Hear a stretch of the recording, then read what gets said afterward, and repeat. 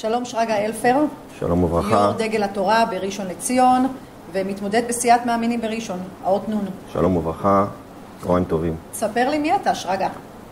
שמי שרגא אלפר, אני בוגר מכללת בית ברל, נושא תואר BA, תואר ראשון בחינוך.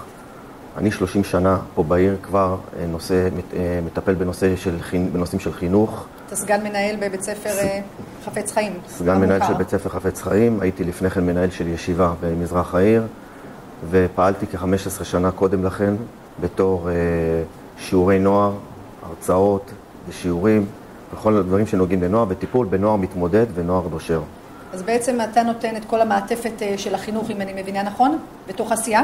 אני נותן את כל מענה החינוך בעשייה. זה נמצא בדמי כבר הנושא הזה של סידור תלמידים במסגרות, בעיות חינוכיות וכדומה, מקבל קהל, וכל הדברים, פניות הציבור בנושאים האלה וכדומה. מה אתה הולך לתת ב5 שנים הבאות לציבור, למי שבוחר בך? יש לי המון מחשבות ופרויקטים שעומדים לי בתור בשביל להיכנס דברים שחסרים פה בעיר, מלבד הפרויקטים שכבר ברוך השם נעשו בעיר, ששותף להם גדול יושב ראש הסיעה הרב שמואל ג'מיל, שבאמת ידו רב לו בנושא הזה. אנחנו רוצים להקים מסגרות נוספות לתלמידים מתמודדים, אנחנו רוצים למשל מועדונית אחר הצהריים למשפחות הדתיות, שאין היום כרגע תיכון חרדי לציבור שלנו, גם כן שאין כרגע ישיבה מקצועית, תיכון מקצועי שנקרא לזה, שייתן מענה, שלא יצטרכו לצאת מחוץ לעיר.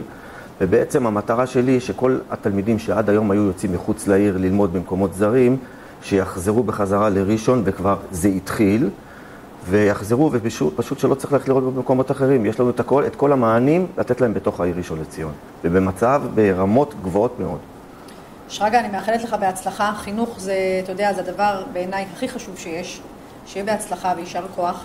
מה שחשוב לי עוד להזכיר, שאנחנו בעצם הצטרפנו לסיעת מאמינים, כי אנחנו ראינו בשמואל ג'מיל, סיעת דגל התורה, בראשות יושב ראש התנועה, חבר הכנסת הרב גפני, יושב ראש ועדת הכספים, ראה בו בן אדם של עשייה, בן אדם עם קו ישר ואיכותי, ועם נבחרת כזאת, כמו שאנחנו רואים פה, שנמצאים איתנו ביחד, הם צריכים לשים את האות נון בקלפי, וזה ייתן כוח, וככל שנהיה סיעה יותר גדולה, התפוקה תהיה הרבה יותר גדולה. המון בהצלחה. תודה רבה.